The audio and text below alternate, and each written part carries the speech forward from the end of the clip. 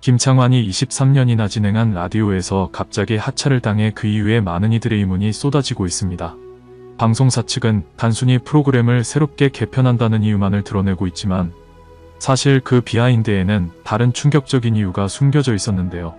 그는 SBS 아름다운 이 아침 김창완입니다를 2000년부터 진행하던 중 갑자기 하차 통보를 받았고 마지막 방송에서 직접 기타를 연주하며 노래를 부르다가 울컥하면서 목이 메는 듯 하더니 이내 고개를 떨구며 눈을 질끈 감았고 광고가 나오자 끝내 꾹 참던 울음을 터뜨리고 말았는데 이 장면이 보이는 라디오를 통해 그대로 생중계가 되자 그 모습을 보던 사람들은 큰 충격을 받았고 김창완은 이별은 준비 없이 하는 거구나 라는 걸 다시 한번 깨달았고 끝이라는 말을 안 쓰고 싶어서 다른 말이 없을까 궁리했지만 없다. 마지막이고 끝이다. 심하게 말하면 죽음이다라며 극도의 슬픔을 감추지 못했는데 그렇다면 김창완이 하차를 당한 이유는 무엇이고 이 과정에서 SBS에는 어떤 비하인드가 숨어 있었을까요? 김창완은 라디오뿐만 아니라 본업인 가수의 연기와 화가 활동까지 다양한 직업을 넘나들며 바쁜 스케줄 속 즐겁게 사는 듯 보였지만 사실 그의 삶은 어릴 적부터 고난이 참으로 많았는데 어릴 적 경기도 김포 시골 마을의 미팔군 군속 설계사 집안에서 자랐던 김창완은 아버지가 엄하고 무서웠던 데다가 어머니와 금실도 좋지 않아 집안 분위기가 항상 무거웠고 거기에 아버지가 퇴직금을 전부 영화에 투자했다가 실패까지 하는 바람에 집안의 형편이 상당히 어려웠다고 합니다. 그런 김창완과 당시 김포벌판에서 함께 놀던 친구들은 그보다 2살씩이 많았는데 어느 날 일어나 보니 동네 친구들이 학교에 입학을 해 싹 보이질 않길래 어린 김창완은 무작정 학교로 그들을 찾아가 함께 수업을 들었고 그렇게 1년간 초등학교를 청강하자 결국 교장선생님은 자신의 재량으로 정식학생으로 인정을 해 김창완은 54년생으로 52년생들과 함께 학교에 다니게 되는데요. 그는 이후 중2 때는 하굣길에 만나는 사람마다 왜 사세요? 라고 묻는 평범하지 않은 행동을 하기도 했고 또 고2 때는 창덕궁에 사생대회를 갔는데 빈둥빈둥 놀다가 그림 제출할 시간이 되자 도시락에 남은 밥풀을 도화지에 문질러 놓고 그 위에 낙엽을 확 뿌린 뒤 발로 밟아서 제출하는 비범한 행동을 하기도 했습니다. 제목은 가을이었던 그 작품으로 당시 김창완은 학교에서 생각지도 않게 상까지 받았다고 하는데요. 그는 고등학교 때 막연히 미대나 음대를 가고 싶었지만 실기시험이 있다는 걸 뒤늦게야 알게 되어 재수를 생각했다가 담임선생님이 서울대 농대 잠사학과에 원서를 넣은 것이 붙게 되어 얼떨결에 서울대에 들어가게 됩니다. 당시는 학교들 사이에 서울대 진학 경쟁이 심했는데 서울대에서도 인기가 높은 과가 있고 문턱이 낮은 과가 있었지만 무슨 과를 들어가든 다 서울대를 합격시켰다고 할 수 있었기에 선생님은 비인기과에 원서를 넣었던 것이었는데요. 김창완은 처음에 잠사학과에 붙었다는 소식을 듣고 잠수를 배우는 과인 줄 알고 잠수복을 사러 남대문 시장에 가려고 했을 정도로 뭘 배우는 과인지도 몰랐다가 알고 봤더니 누에와 섬유를 배우는 학과라서 실망을 하게 되는데 그는 당시를 회상하며 그때 농대생들은 뻔하다와 빠나다로 분류됐어요. 농대 졸업생들이 보통 가는 직장을 가면 앞날이 뻔하다고 했고 방송사나 은행 같은 다른 쪽으로 진출하면 잘 안 될 게 뻔하다는 뜻이었죠 라고 말하기도 했습니다. 김창완은 과거부터 집안 형편도 안 좋았는데 이후 아버지가 건강까지 악화되시며 무려 28년이나 몸져 누우시게 되다 보니 그런 집안 형편상 사립대에 가기는 어려우니 그냥 붙었으니까 다닌다는 심정으로 그렇게 잠사학과를 다니게 되는데요. 17의 나이로 대학에 들어가 도화지에 빨강 파랑 노랑 원색으로 그림을 그려 온 벽에 도배를 해놓기도 했고 후에 대학 졸업을 앞두고는 방에서 바리깡으로 머리를 싹 밀어버리고 졸업식 때는 가발을 쓰는 등 뭔가 천재적인 소질이 있었던 만큼 특이한 행동을 많이 했던 김창완은 대학교 1학년 당시 어느 날 아무 생각 없이 집에 5,000원짜리 기타를 뜬금없이 사가지고 오게 되는데요. 당시 저걸 한번 사보면 어떤 일이 일어날까 궁금했던 그는 큰 기대까지는 하지 않고 그저 기타 교본을 보고 연습을 하면서 학창시절 음악 시간에 배운 악보 쓰는 법을 떠올리며 정식 작곡이라기보다 그저 흉내를 내가면서 한 달 만에 왜가라는 곡을 쓰게 됩니다. 당시 그렇게 기타를 연습했던 그가 후에 대한민국 락음악의 전설 산울림이 되리라고는 그때는 미처 생각하지 못했는데요.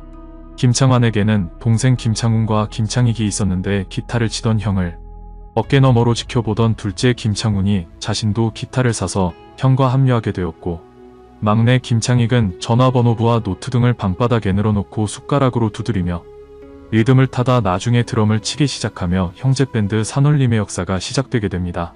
당시 김창완 삼형제는 방에 계란판을 붙여 방음실로 만들었지만 그럼에도 악기와 앰프에서 터져나온 소음 때문에 시끄러워 못 살겠다는 이웃들의 항의가 끊이지 않아 어머니가 날이면 날마다 대신 이웃들에게 사정하며 살았다는데요. 동네 음악학원조차 다닌 적 없던 형제는 대학 시절 아마추어 정신으로 무장한 채 주말마다 모여 연습을 했고 번안곡이 유행하던 당시 다른 대학 밴드들이 외국의 유명곡들을 카피하는 수준에 머물렀을 때 김창완은 17살부터 아니벌써 등 후에 산울림의 전설적인 히트곡이들 노래들을 100곡이나 만들어 자작곡만으로 미팔군 무대로까지 진출하게 됩니다. 이후 삼형제는 무이라는 팀명으로 제1회 대학가요제 출전의 예선에서 1위를 차지하게 되는데요. 당시 예선 2위는 역시 나중에 유명 그룹이 된 샌드페블즈였는데 당시 둘째 김창훈은 원래 샌드페블즈 5기 멤버로 있었다가 6기에게 바톤을 터치하고 무이로 들어오게 된 것이었고 샌드페블즈는 김창훈으로부터 받은 곡인 나 어떻게로 예선 2위를 했다가 후에 무이의 김창완이 이미 졸업생 신분이었던 바람에 본선 참가를 거부당하자 어부지리격으로 본선에서 대상까지 수상하게 됩니다. 나 어떻게 너 갑자기 가버 이후 이 사연이 알려지면서 삼형제에게는 음반 기획사로부터 앨범 제작 제안이 들어오게 되는데요. 김창완이 취미로 만들어 놓은 곡이 100여 곡이나 있었던 데다가 동생들이 학업에 전념하기로 하면서 삼형제는 그동안 작곡해뒀던 곡이 아까워 정리하는 기분으로 기념용 음반을 만들기로 했고 음반사 사장은 그들에게 산울림이라는 이름을 붙여주게 됩니다. 이때 취입한 앨범이 바로 산울림의 1집 아니벌써였는데요. 산울림의 1집 앨범은 지금 내놓아도 이상할 것이 없을 정도로 센스로 무장되어 있었던 독보적인 매력을 자랑했는데 아니나 다를까 노래들이 이내 사람들 사이에서 인기를 얻기 시작했고 음반 하나 갖고 싶다는 생각으로 취미 삼아 만들었던 곡들이 의외의 좋은 반응을 얻게 되자 김창완은 진지하게 고민한 끝에 준비 중이던 은행 입사 시험을 포기하고 본격적인 산울림 활동에 돌입하게 됩니다. 1집의 대표곡이었던 아니벌써는 황당한 느낌이 들 정도로 유머러스한 가사에 경쾌한 멜로디로 당시 주류 음악 시장에 엄청난 반향을 일으키게 되는데요.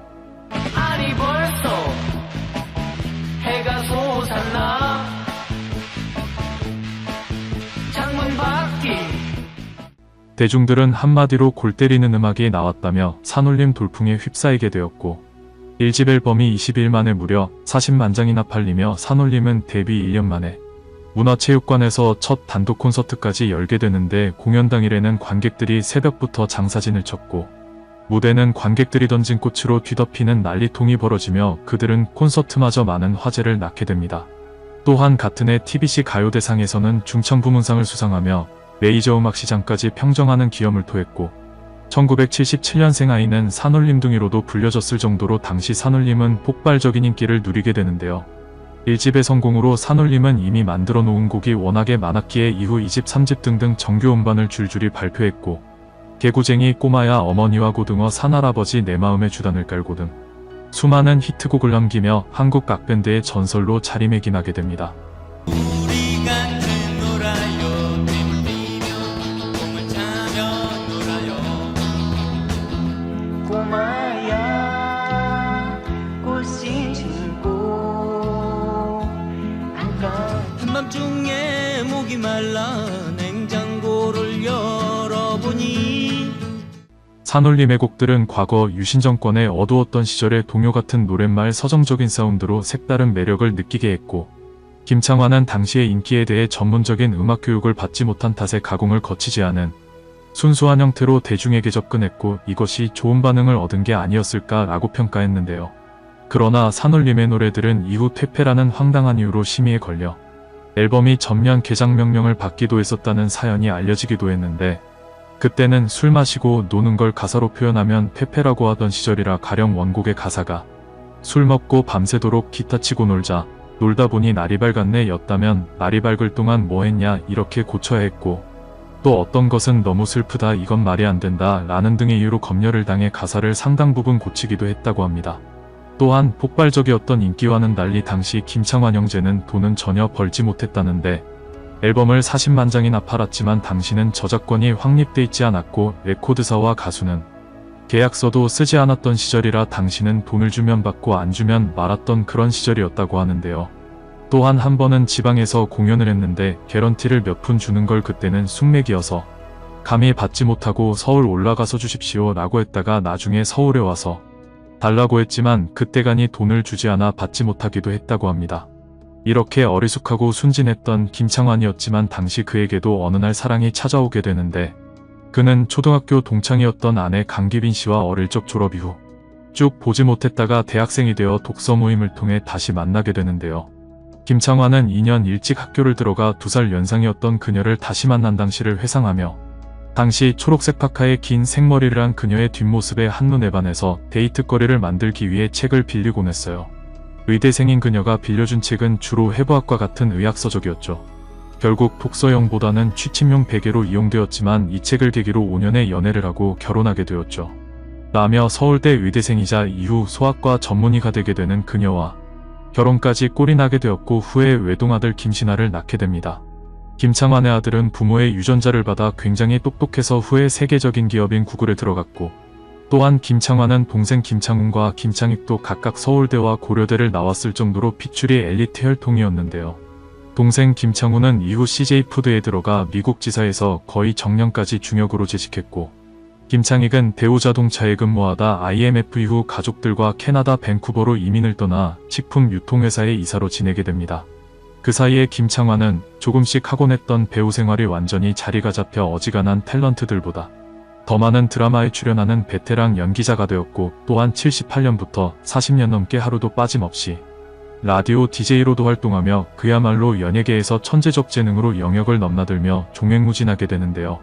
하지만 그러던 김창완에게 어느 날 갑자기 생각지도 못한 비보가 전해지게 되는데 바로 막내였던 김창익이 눈이 많이 왔던 어느 날 직원들이 위험할까봐 본인이 직접 지게차를 몰다가 경사길에 미끄러지는 사고를 당하게 되었고 곧바로 인근 병원으로 이송됐지만 출혈이 심해 결국 세상을 떠나는 비극을 당하게 됩니다. 형 김창완은 그 일로 너무 큰 충격을 받아 그날 이후 세상이 컬러가 싹 빠진 흑백으로 바뀐 듯한 느낌이라며 정신이 비관적으로 변했다고 말했는데요. 자신이 꼭 가고 싶은 세상이 있다면 동생의 사망일이 전 어느 하루만이라도 돌아가고 싶다며 막내가 있는 세상과 없는 세상이 그토록 다르며 사지가 절단된 기분이라면 딱 맞을 것이라는 충격적인 발언을 하기도 했습니다. 또한 그 일이 있은 뒤로 김창완은 생각이 비판적이 되어 삶은 그저 스치고 지나가는 바람과도 같고 사람의 인생은 생각해서 되는 일이 아무것도 없다고도 말했는데요. 결국 그는 이후 원래는 20년 뒤에나 하려고 했던 산울림 정리 작업을 갑자기 시작하게 됐고 이후 더 이상은 산울림이라는 이름으로는 음악 활동을 할 수가 없게 되었기에 김창완 밴드를 새로 결성해 음악 활동을 이어나갈 수밖에 없게 됐습니다. 이후 김창완은 아픔을 딛고 음악과 연기 활동에 매진했고 그러던 중 SBS 라디오 DJ로 도투입돼 오랜 시간 청취자들로부터 사랑을 받게 되는데요. 하지만 라디오 프로를 23년간 이어오던 무렵 이번엔 갑자기 하차를 발표하게 되는데 그는 밝히길 어떻게 말문을 열어야 할지 얘기가 나온 지는 한 달 정도 됐다. 저 혼자 이별을 가슴에 묻고 하루하루를 지냈다. 라며 자의에 의한 하차가 아닌 강제 하차를 당하게 된 것임을 밝혔고 처음 그만두어야 한다는 말을 들었을 때는 귀가 저절로 닫히는 느낌이었다. 현실감이 없더라. 라고까지 말해 하차 통보를 받고 실감이 나지 않았을 정도로 충격을 받았음을 털어놨는데 SBS가 밝힌 DJ 교체 이유는 시대가 변해서 대대적인 개편이 필요하다였고 이 말은 즉 오래되고 늙은 사람을 빼겠다라는 얘기였으며 그 배경에는 SBS의 모기업이자 최근 적자에 허덕이던 태영건설이 480억 원의 대출을 갚지 못하면서 부도위기를 맞게 되어 이로 인해 SBS를 매각하는 것까지 검토를 했을 만큼 자금 위기가 닥치는 바람에 김창완이 나이를 많이 먹어 경쟁력이 사라지고 있다고 판단한 SBS의 경영진이 방송국의 적자 규모를 줄이고자 하는 방안의 하나로 오랜 사랑을 받아온 그를 퇴출한 것이었습니다.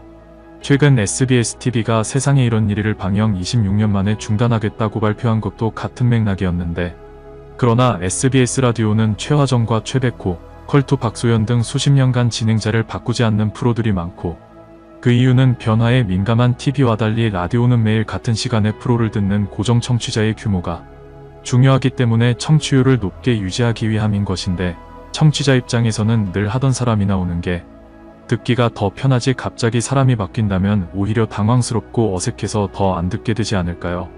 게다가 김창완이 빠지고 배우 봉태규가 투입이 됐는데 어떻게 이토록 느낌이 너무 다른 인물을 그 자리에 대신 넣을 수가 있는지 SBS는 23년을 쌓아온 공든탑 같은 거대한 고정 청취 집단을 한순간에 무너뜨리는 너무나 이해하기 힘든 결정을 내린 것입니다. 아니나 다를까 댓글에서도 결혼해서 이 방송을 들으며 태교를 했던 아이가 지금 군대에 가 있다. 라디오의 매력은 익숙함과 편안함인데 DJ 본인이 원하지 않는 하차는 너무 슬프다. 눈물을 꾹꾹 참고 계시다가 마지막에 흘리시는 모습에 같이 마음이 아팠다. 변화는 당연하지만 익숙한 것들도 함께 가야 하지 않겠나 등 다수의 대중들이 섭섭하다는 의견을 표출하고 있습니다. 23년이나 한 프로를 꾸준히 진행하며 성실하게 임해왔건만 김창완은 그렇게 자신과는 아무 상관없는 방송사 모기업의 위기로 프로그램에서 내쫓기고 말았는데요. 그가 젊은 시절 만들어낸 음악들이 40년이 지나도록 꾸준히 불리워질 정도로 대단한 생명력을 가지고 있는 것처럼 김창완도 이번 일로 꺾이지 말고 계속해서 꿋꿋한 활동으로 굳건히 대중들 곁에 남아주기를 바라며 김창완에게 여러분의 따뜻한 응원을 부탁드립니다.